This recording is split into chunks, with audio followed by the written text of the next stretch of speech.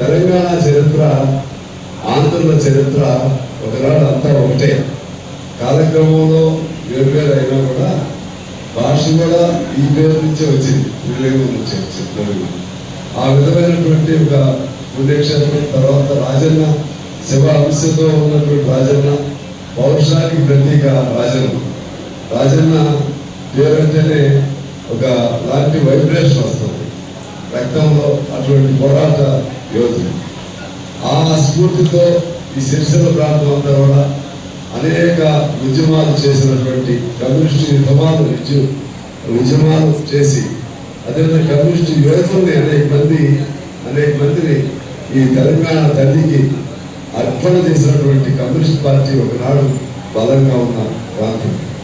ఇప్పుడే చెప్పారు మన అన్నగారి ప్రభాకర్ రావు గారు. ఇంకా ఇక్కడ నాకు ఎలా సుమారు చేస్తుంటే నాకు చాలా ఆశ్చర్యం వేసింది.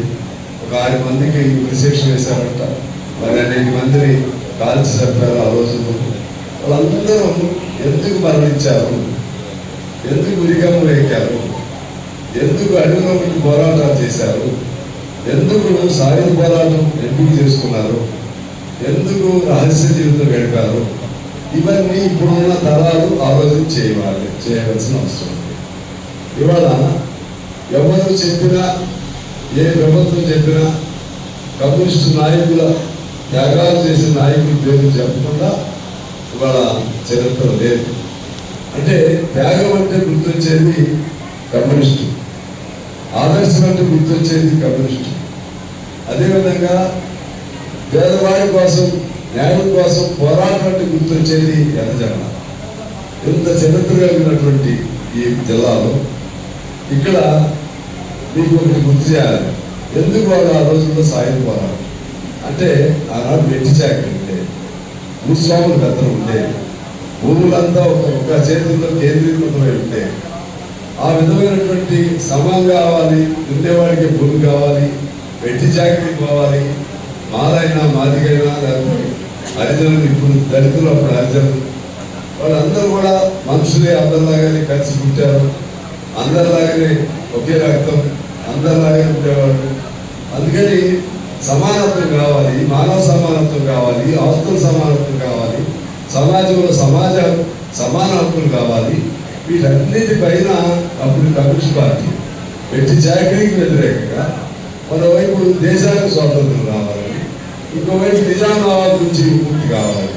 ఇన్ని అంశాలతో భూస్వామ్య వ్యవస్థకు వ్యతిరేకంగా, ఇన్ని అంశాలతో ఆనాడు కమ్యూనిస్ట్ పార్టీ సాయుధ పోరాటాన్ని పిలిపించింది. కమ్యూనిస్టులు లేకపోతే ఇప్పుడు తెలంగాణ అంటున్నాం, ఆనాడు కమ్యూనిస్టులు లేకపోతే తెలంగాణ అనేది లేదు. నిజామాబాద్ లొంగిపోయిన దేని వల్ల అంటే కమ్యూనిస్టుల వేదోచిత పోరాటం వల్ల, వేద సాయుధ పోరాటం వల్ల నిజామాబాద్. ఆ రోజుల్లో ధరలు కమ్యూనిస్టులు గ్రామాల్లో ఉంటే పారిపోయి పట్టణాలతో దాక్కున్నారు. ఇంత గొప్ప చరిత్ర కమ్యూనిస్ట్ పార్టీకి ఉండే.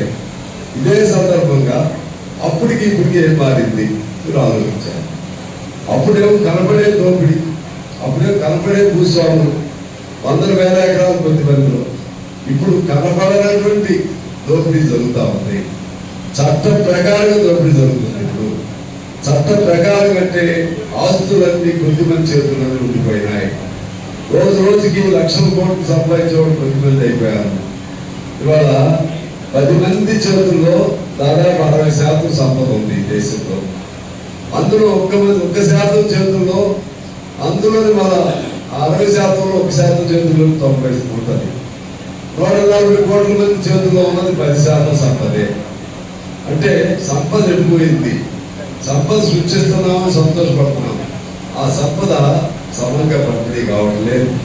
ఆ రోజుల్లో భూస్వాములు దగ్గర కనబడేది డైరెక్ట్గా. ఈ రోజుల్లో అట్లా కాదు.